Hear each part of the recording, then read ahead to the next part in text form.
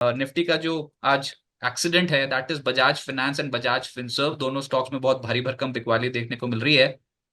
Bajaj finance के नतीजे आए थे, 19% मुनाफा बढ़कर आया है 4,546 करोड़। एनआई 22% बढ़ी है 9,807 crore. Pre provisioning operating profit 24% बढ़ा है 7,967 करोड़। लेकिन प्रोविजन सालाना आधार पर बढ़ गए 78%। कंपनी का कहना है कि 31 मार्च 2025 तक एयूएम 26% बढ़े हैं। और बोर्ड ने, अब ये मेजर अनाउंसमेंट है, बोर्ड ने एक शेयर के ऊपर 4 बोनस शेयर्स देने की घोषणा कर दी। एक शेयर को 2 शेयर्स में विभाजन करने की घोषणा कर दी, स्प्लिट करने की घोषणा कर दी। 44 रुपए प्रति शेयर अंतिम डिविडेंड FY 25 के लिए देंगे। 12 रुपए प्रति शेयर का स्पेशल डिविडेंड देंगे। इससे ज्यादा तो क्या ही ले लो, आप क्या एक्सपेक्ट कर सकते हो बजाज फाइनेंस से। और ऊपर से जो बजाज फिनसर्व है, इस पे भी मुनाफा 14% बढ़ा है और आय 14% के करीब बढ़ी है, और दोनों ही स्टॉक्स नीचे चले गए हैं। सर एक तो ये बताएं कि आज अगर इतनी पॉजिटिव अनाउंसमेंट्स के बाद मुनाफा वसूली आई हो, तो ये क्या खरीदारी का मौका है, या फिर अब इसको साइड लाइंस पे रख दे, मेजर अनाउंसमेंट्स खत्म हो चुकी हैं? जी, मुझे लगता है इसमें बाइंग बरकरार रहेगा, क्योंकि इसका अगर लॉन्ग टर्म चार्ट देगा तो इसने सिग्निफिकेंट ब्रेकआउट दिया था। मतलब ब्रेकआउट ऑफ लाइफ टाइम बोला जा सकता है। एक तो सिग्निफिकेंट ब्रेकआउट दिया था मंथली चार्ट पे। तो जब तक 8200 के ऊपर है तब तक तो बाई ऑन डिप्स करना चाहिए। ये जो कल आज के लिए सपोर्ट था 9000, जो तोड़ दिया ये ओपनिंग में ही। अभी इमीडिएट सपोर्ट दिख रहा है 8480 पे। 8482 था तो 8200 आएगा। अभी 8200 हो जाएगा short to medium term support. उसके ऊपर जब तक है तब तक आप बाय ऑन डिप्स कर सकते हो।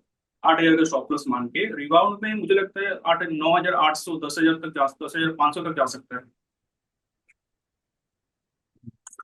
अब ये तो देखो ना कि अगर आपके पास 100 शेयर हैं तो आपको 400 शेयर तो बोनस वाले मिल गए। तो यानी कि आपके हो गए 500 शेयर्स। 500 का स्प्लिट होगा तो फिर वो 500 शेयर्स के हो जाएंगे आपके 1,000 शेयर्स। अरे भैया कमाल ही है। लॉन्ग टर्म वालों को तो फायदा, शॉर्ट टर्म वालों को थोड़ा इसलिए नुकसान, क्योंकि ब्रोकिंग हाउसेस कोई ज्यादा पॉजिटिव साउंड नहीं कर रहे, क्योंकि FY 26 की गाइडेंस उतनी भी स्ट्रांग नहीं लग रही। कंपनी का कहना है लॉन्ग टर्म में ये जो एयूएम ग्रोथ है वो 25 से 27% रह सकती है, अभी भी इतनी है।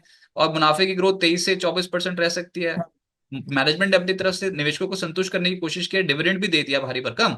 लेकिन स्टॉक नहीं संभल पा रहा, स्टॉक ऊपरी स्तरों पर दबाव में है। तो सर ये एक तो बजाज फाइनेंस, ये मैक्सिमम आपने कौन सा लेवल बताया था जहां पर ये दोबारा री एंट्री करने का चांस देगा? मुझे लगता है कि 8200 तक आना चाहिए। 8200 के आसपास आए तो बेहतर लेवल रहेगा। Between 8400 and 8200 would be the better price. और ये जो बजाज फिनसर्व इनकी पेरेंट कंपनी, ये तो और टूट गई।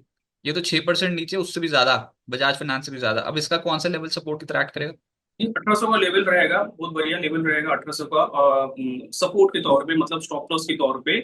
और 1900 के आसपास मिले तो बेहतर है। 1900 के आसपास बाई करना चाहिए। 100 रुपए का स्टॉप लॉस पे मुझे लगता है वापस एक बार 2200 तक ट्राई करेगा। हम्म। और ब्रोकिंग हाउसेस कोई ज्यादा तगड़े साउंड कर ही नहीं रहे, जैसे कि सिटी ने डाउनग्रेड करके न्यूट्रल बोल रखा है। उन्होंने पहले ये बैंक निफ्टी से कंपेयर किया हुआ, फाइनेंशियल इंडेक्स से कंपेयर किया हुआ, कह रहे हैं पहले ही बहुत ज्यादा भाग चुका है, तो अब इससे ज्यादा क्या ही भागे, मेजर ट्रिगर्स तो खत्म हो गए।